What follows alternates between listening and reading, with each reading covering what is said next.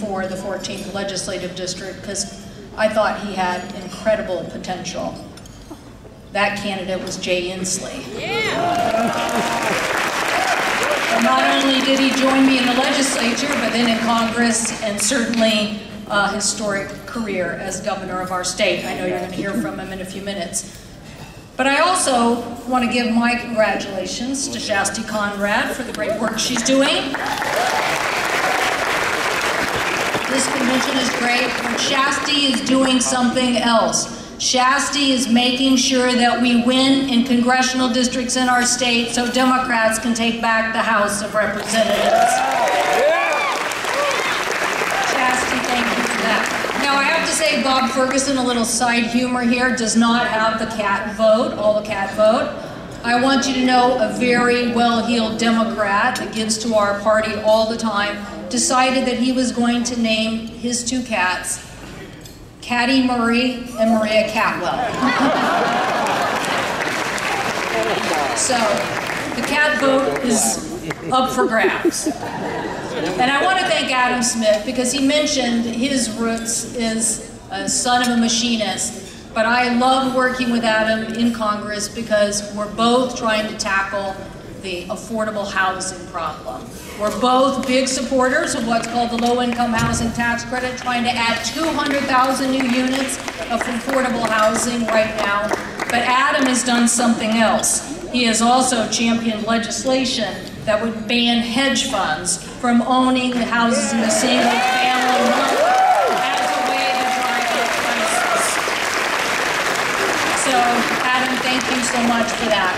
And to all the Democrats here, congratulations on those who are going to Chicago and representing our state. Thank you for that.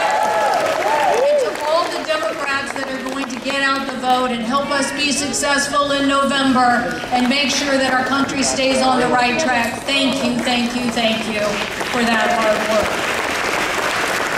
Now, it's already been alluded, our president, Joe Biden, has grit. Grit. You've seen the movie Boys in the Boat, right? Yep. It is grit and perseverance that we hold dear in the United States of America. And that is what Joe Biden has done in persevering in one of the most challenging times in our country's history. But guess what we did? We delivered the largest infrastructure investment in our lifetimes. Trump may have talked about infrastructure, but I guarantee you we have a light rail system right outside the door here from Bellevue to Redmond because Democrats prevailed in making an investment in infrastructure. I helped pass the CHIPS and Science Act, landmark legislation to bring the semiconductor supply chain back to the United States, drive down costs, and reinvigorate manufacturing in the United States of America. And we passed the Inflation Reduction Act, capping insulin for seniors at $35 and giving consumers more choice than high gas prices in their ability to get an electric vehicle. Yes, Democrats have delivered for our nation. And I'm excited about what's happened now. Gov, did you see this news story even from Fox Business? Washington's economy is the strongest economy in the United States.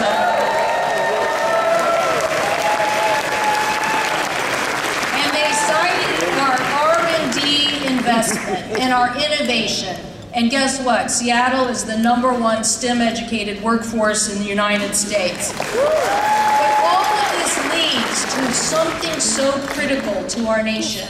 Something I am running for the United States Senate again because I want to deliver on.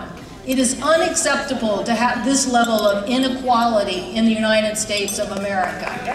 These jobs that now we are growing as a result of that investment gives us an opportunity to have higher wage jobs and actually grow the middle class again in the United States of America.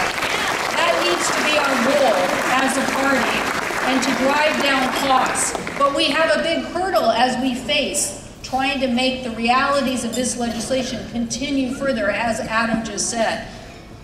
And guess what that is? MAGA Republicans. Now they would like to control our lives. They would like to limit our choices. And I can tell you, You did a great job in 2022 in sending Patty Murray back to the United States Senate to be the longest serving member and the speaker for us, the leader in the United States Senate. But something has happened of late. All of a sudden, MAGA Republicans would like to try to blame us for high costs, when in reality, these are the headlines in newspapers and really the journalism that we see today. Quote, Trump win in GOP sweep would fuel inflation, says Moody Analytics. Time magazine, quote, Trump's campaign message about inflation has the facts wrong, end quote. The Atlantic, quote, Trump's plan to surcharge inflation, end quote. Because they mean that his plans are actually going to drive up costs in the United States of America. So Democrats, we are fighting now. What are we saying? Well, I just passed an FAA bill, and the number one thing I said is you're not charging us to sit next to our families, and you're giving us a refund if you delay our flight more than 3 hours. Consumers, Democrats are willing to fight to make sure that markets work for consumers, not the other way around, where profits gouge. I love my colleague Bobby Casey. He's got an ad called Greedflation. Well, he needs to follow that up with Trumpflation. But the point is that Democrats now, we want to take that cap of $35 in insulin, and not just for seniors, but give everybody in the United States of America a cap on insulin at $35. I'm fighting to control these drug middlemen who are basically charging unbelievable prices for drugs and then putting our pharmacies out of business. And we are fighting to make sure that we are investing in apprentice and job training for the future. I appreciate how many people from organized labor are here tonight.